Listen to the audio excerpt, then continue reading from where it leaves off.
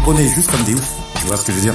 Ce que je dis souvent à un driver, tu vois, c'est qu'en fait, ton parcours, et tu vois, le parcours d'indépendant, c'est de survivre. Donc tout ce que tu veux, toi, tu vas juste avec ta Jura. Et tu veux faire exister le truc. Tu vois. Donc on travaille comme des malades.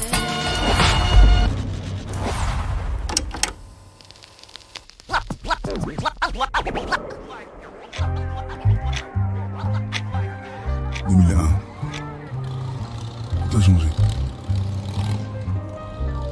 Le Kama 6.9 est en bout de course. J'avais déjà un mauvais pressentiment, si tu te souviens bien.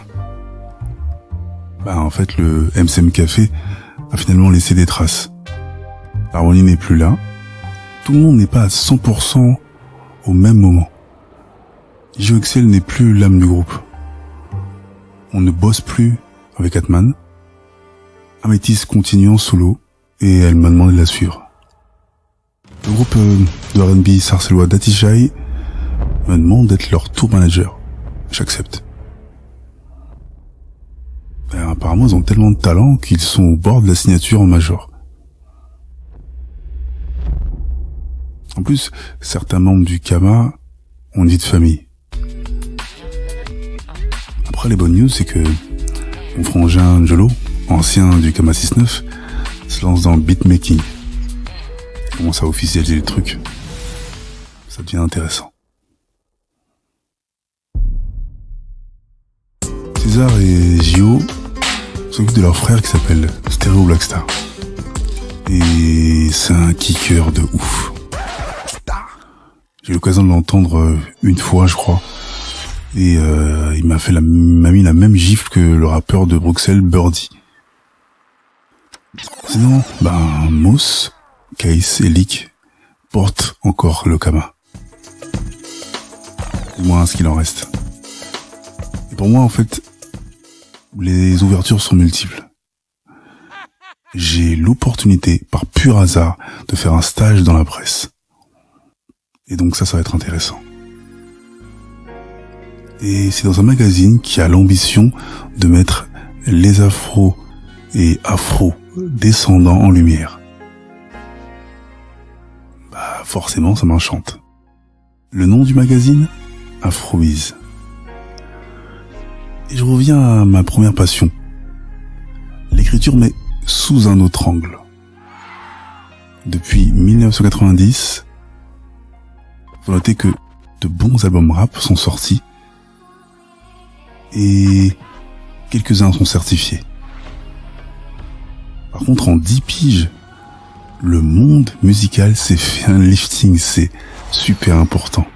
On sait que le ministère Hammer est un ovni, mais au milieu des années 90, une certaine branche de la populace a les oreilles dirigées vers la Clica et le clan Time Bomb. Une partie de notre histoire penche plus vers la courte épopée du Time Bomb. Justement, il y a quelques mois encore, Jean-Pierre Seg, journaliste et producteur entre autres, et tous ses anciens associés du label, célébraient les 20 printemps de la sortie de l'album Mauvais œil de Lunatic. Ma relation avec tout ça? Aucune. En fait, pas tout à fait. En 1996, avec ma team, on organise beaucoup de soirées en appartement. Mais ce samedi soir-là, à Saint-Brice-sous-Forêt dans le 95, une copine danseuse nommée Karina débarque avec 3 mecs. On les accueille comme les autres, on s'éclate et basta. 3 jours plus tard, je recroise la même copse et on blablate un peu. Elle m'annonce que les 3 genoux sont en fait des rappeurs. Ok. Sauf qu'ils se surnomment Ify et les X-Men. Là, tu commences à cogiter. Moi, connais pas. Et puis arrive Hostile. La compile sort, et là, je prends un vrai coup de tête. suis très exigeant en rap français. Après, c'est une histoire de feeling. Mais la plupart de ces enfoirés sur la galette me réconcilient avec la discipline. Et puis les années passent, comme les voitures. On arrive 4 ans plus tard, en septembre 2000.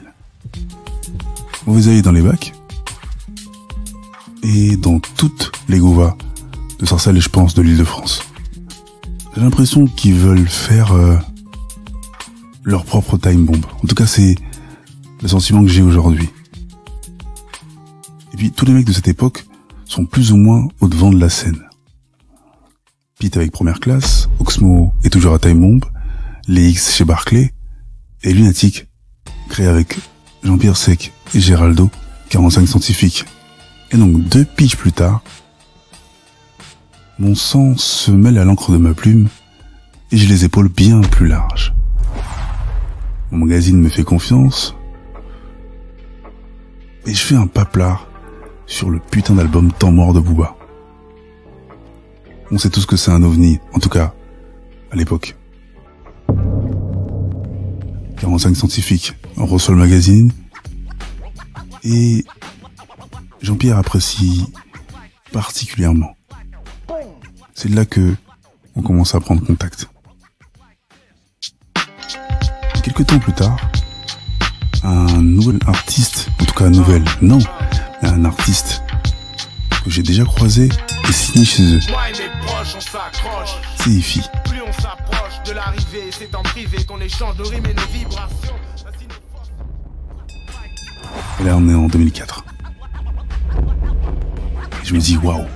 Donc c'est le mec que j'ai croisé rapidos et tous les freestyles que j'ai entendus en radio, etc. Les maxi. Et je me rends dans leur bureau, qui est dans le Marais à l'époque. Et c'est la première fois que je rencontre physiquement Jean-Pierre Sec. Ali n'est pas là ce jour-là. Avec Ifi, pareil, on parle du futur, du passé, de ma copse Karina de Sarcelles. Et il se souvient un peu. Il dit ouais, c'est une ancienne et tout. J'ai dit oui, c'est exact. On rigole un petit peu.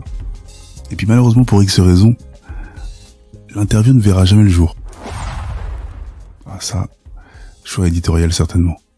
Mais j'ai son album en main et je trouve que c'est une tuerie. Et puis après, malheureusement, on entre ensuite dans le clash 45 Booba, ou l'inverse. Je me dis que la seule certitude d'un groupe soudé, c'est sa dissolution inévitable. Je retiens en fait de 45, qui existe toujours aujourd'hui, de gros chiffres de vente en sous-indépendance et une grosse qualité en termes de produits. Paris et sa banlieue ultra connectée. Moi qui suis un grand va-nu-pied, de temps à autre,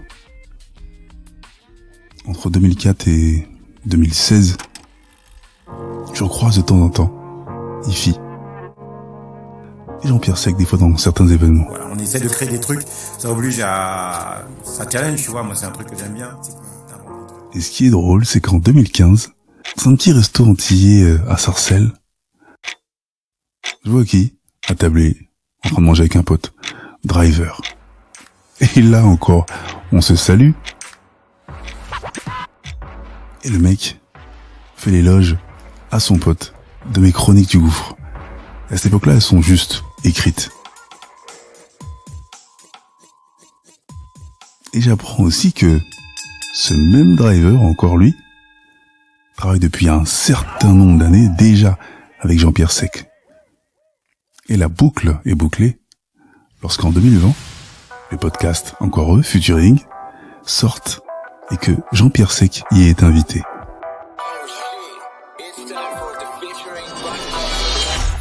La vie est faite de rencontres, n'en néglige aucune. Le champ du possible ne se calcule pas. Et encore un big up à Ifi, à Jean-Pierre Sec. Et surtout Driver.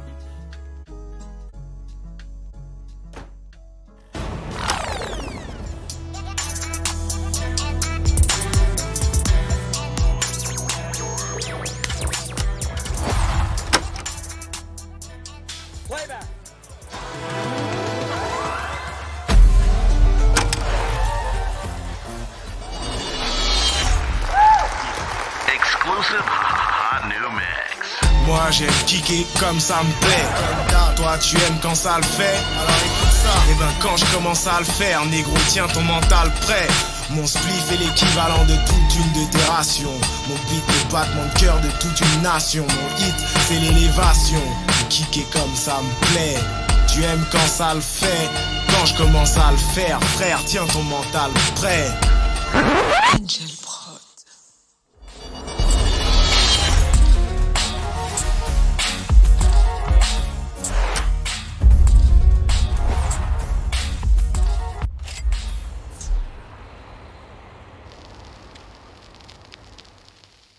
LCDG Prod. Le podcast urbain, les chroniques du gouffre, une production LCDG Prod. À la réalisation et au mix, Njolo Chaco pour Angel Prod. Art et concept visuel, Valik Chaco. Écriture et narration, Kevin Chaco. Enregistré au LCDG Studio. Les chroniques du gouffre, c'est également une chaîne de podcast comprenant 3 autres programmes. Spin-off, un podcast d'autofiction de 12 épisodes, tiré des chroniques du gouffre. Qu'est-ce que tu fais si pose la question du choix? Un podcast interactif court de 60 épisodes. Et Proxémie, un podcast de fiction originale qui parle des relations humaines post-Covid-19. Tu peux retrouver tous nos programmes sur Acast, Apple Podcast, Spotify, Amazon Music Podcast, Deezer et toutes les autres plateformes de podcast. N'oublie pas, mets des étoiles, abonne-toi, partage et parle-en autour de toi. Il y a aussi la chaîne YouTube, les chroniques du gouffre, même sanction. Abonne-toi, partage, like, fais de la promo qu'on puisse grossir. Sur ce, à bientôt.